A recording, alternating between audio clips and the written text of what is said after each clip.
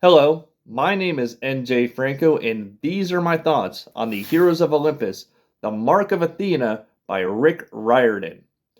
So, first off, I gotta say, the Prophecy of Seven needs to lay off my man Leo, okay? Because Leo Valdez is quickly becoming my new favorite demigod, and I don't appreciate how almost out of the gate with this book, uh, the remaining six of the Prophecy of Seven are all like, all on Leo, okay? Because so what happens? Okay, what happens is Leo, against his will, okay, he says it's against his will. He wasn't under control of his own body at the time. He launches an attack from his ship, the Argo 2, onto New Rome. Okay, and even though Leo tries to like explain himself and whatnot, the remaining six are kind of like, I don't know, we're trust you for now, but we're still kind of like hesitant around you. Okay, and I'm like, look, y'all need to just leave Leo alone, okay? Because in my opinion, Leo is the glue that holds the party together. Okay, because he has three or four jobs on the team while everyone else has one, maybe two jobs, okay? Because Leo is the pilot, he is the mechanic.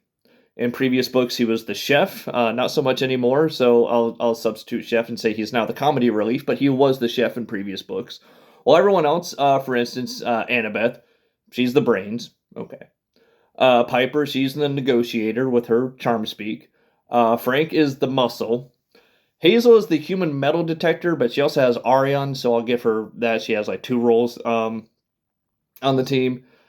Percy is the water wizard, and if Percy is the water wizard, then that means Jason is the lightning wizard, and Gleason is the chaperone.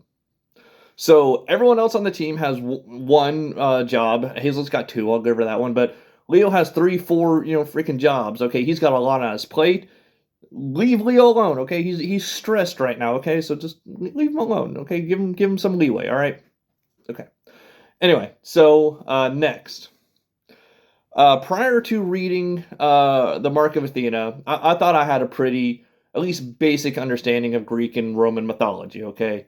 So when I found out that Hercules, who I thought was a Greek legendary hero, when I found out that he was actually Roman, that kind of surprised me. So it turns out that Hercules is a son of Jupiter and is a Roman hero, and Heracles is actually Greek and the son of Zeus. Okay, I thought it was pretty common knowledge that Hercules was the son of Zeus, but no, turns out I was wrong, and it's a very common misconception about that.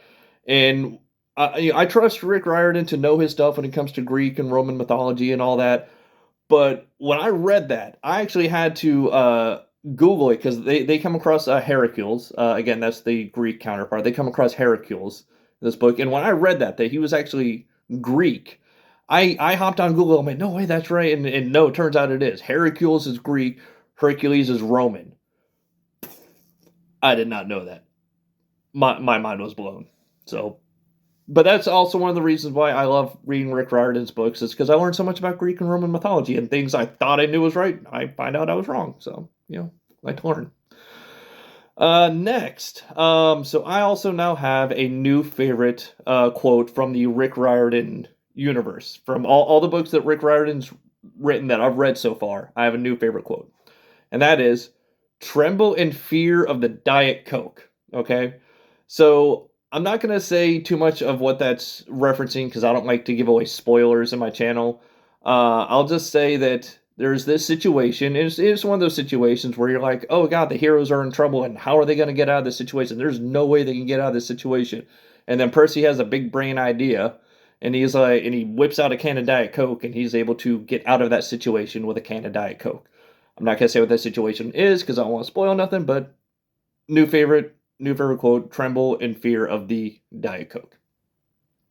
Next, uh, Rick Riordan makes a Mythbusters reference, and I freaking love that because so I watched Mythbusters a lot when I was growing up, and at one point, Leo, my man Leo, is talking about Archimedes, who in the Rick Riordan universe, uh, Archimedes is a son of Hephaestus. Okay, And Leo's talking him up. He's talking about all these great inventions that Archimedes had. And he even at one point mentions a death ray. And I'm like, oh, yeah, I remember hearing about that. Archimedes' death ray. Mythbusters did an episode on that. In fact, I think they did a couple episodes on that. Anyway, no kidding. Not even a sentence later. I think it was Frank. I don't remember which one, but I'm pretty sure it was Frank. He was like, oh, yeah, I remember seeing something about that on TV. Some scientists proved that his death ray didn't work. And I'm like, yes, freaking Mythbusters, man. I'm like, Rick Riordan just made a Mythbusters reference in his book. That's freaking awesome. And then, of course, Leo was like, well, of course it didn't work for some mortals, because Archimedes, he's a demigod and he's got powers and stuff like that. So it works for him, but not mortals. And, that's a nice way to explain it away. But either way, I was just stoked to see a Mythbusters reference in Rick Riordan book. So that was awesome. So yeah, very last thing I've got to say is, so this is the infamous cliffhanger book. So prior to starting this book, I knew that I knew Mark of Athena ended in a cliffhanger because I heard people talk about it, and then when I bought its sequel, the House of Hades, I saw after like the copyright page and whatnot, there's a little message from Rick Riordan that says, to my wonderful readers, sorry about the last cliffhanger. Well, no, not really. Ha ha ha ha ha. But seriously, I love you guys. So I knew there was a cliffhanger coming, but I didn't mind it because I already had the sequel, so, I wasn't going to be holding on to that cliffhanger too terribly long anyway. But the point I'm trying to get at is, this infamous cliffhanger, in my opinion, is not that much of a cliffhanger, okay? Because, so, again, I try to not spoil anything, so, at the end of Mark of Athena, there's a unexpected twist, an unexpected ending, and this big bad thing happens. I'm not gonna say what it is, but this unexpected bad thing happens. And if it had just been, okay, bad thing happens, roll credits, that's the end of the book, I'd be like, yes, that's a cliffhanger, absolutely. But bad thing happens, and then the next chapter, which is kind of short, it's like 5 pages long, but the next chapter, the remaining members of the party were like, oh shoot, this bad thing happened. What are we gonna do? Well, we should do this. Yeah, that sounds good.